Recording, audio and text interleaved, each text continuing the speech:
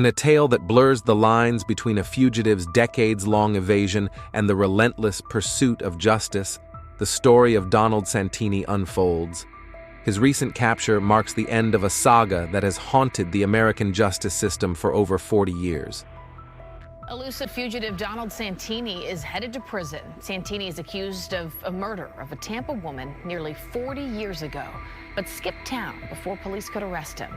Well, his luck ran out this summer after he was caught hiding in California.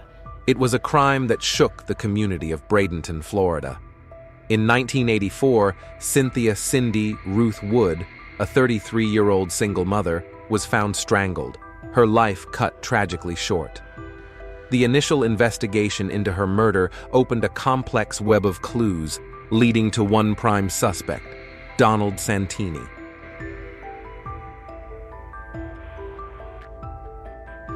We have today obtained a warrant for the arrest of Donald Michael Santini. A man at the center of a murder investigation 39 years ago takes his first steps into jail. 65-year-old Donald Santini processed Wednesday. He was just 26 when he met 33-year-old Cynthia Wood in Bradenton. The victim was last seen by a family member in the company of Santini on Tuesday evening, June the 5th. Wood, who was going through a divorce with her husband at the time, went missing shortly after that day. 3 young daughters of mine, and I'm very upset about it. Cynthia's body found June 9th, 1984 in a watery ditch in Riverview. That's the same day her accused killer would be arrested 39 years later in San Diego. You are the person that is wanted in the state of Florida, is that correct? Yes. Deputies say physical evidence tied Santini to the killing, saying he strangled Wood to death. His capture to forensic specialists goes to show you as one example how much the community is dedicated to continuous reevaluation of these cases. Mickey Bessie, the laboratory coordinator for the Human Identity and Trauma Analysis Laboratory at Florida Gulf Coast University. It just puts an emphasis on crime scene preservation. We have opportunity to continue to potentially, run a sample of DNA. That's what Hillsborough deputies plan to do now, reopening the case to re-examine evidence found years ago. Despite Santini expressing concern over his extradition, Don't feel safe. the 65-year-old now awaits trial in Florida. But who was Donald Santini? Before he became a figure shrouded in mystery, Santini was known as an ordinary man, with a life that gave few hints of the dark path he would take. Friends and acquaintances remember him as unassuming, making his alleged descent into criminality all the more shocking.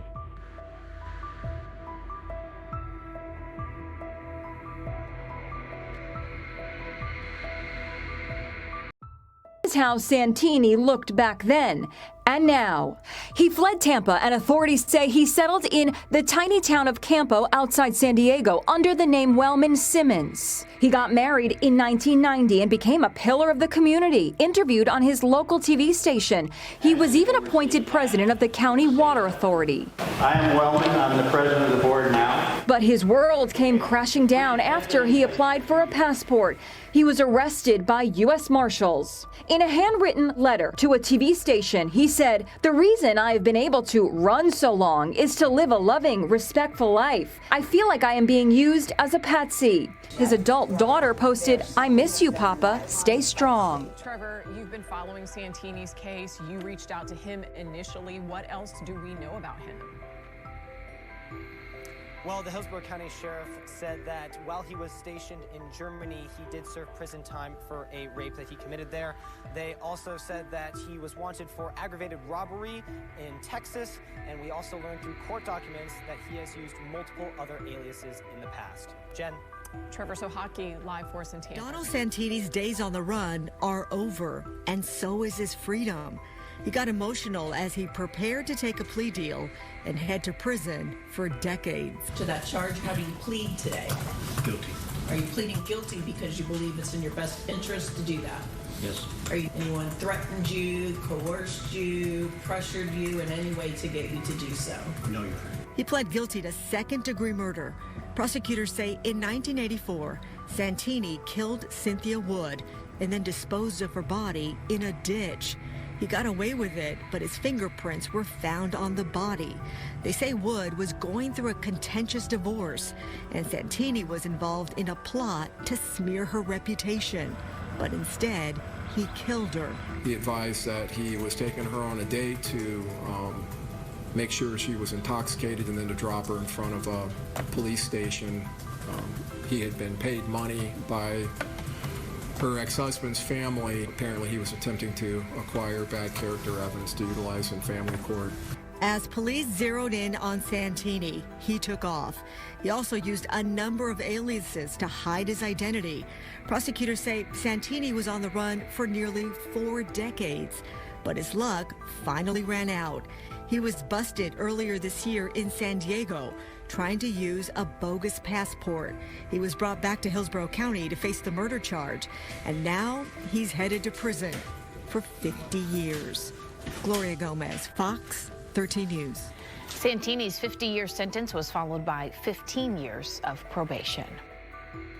Santini's arrest is not just the end of a long-standing manhunt. It's the beginning of a new chapter, one where justice might finally be served for the victims and their families. The impact of Cynthia Wood's murder rippled through her family, leaving a void that could never be filled. For them, the years without answers, without closure, were a constant source of anguish. I'm like flabbergasted about a plea deal. It's unbelievable to me. It's just unbelievable. So like 40 years, nothing happened again. We already knew that he did it in the beginning. It was just a matter of finding him. But why? I mean, I guess a lot of people never know why. You know, what was the reason behind it. I think it's important that he would have saw our faces, you know, and seeing how our lives were changed.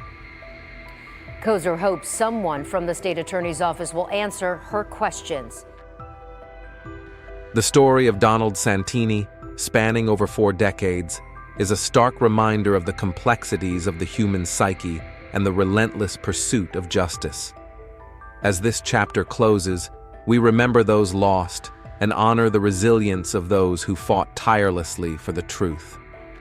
If you found this story compelling, please remember to like this video and subscribe to Luminance TV for more intriguing stories and in-depth analyses.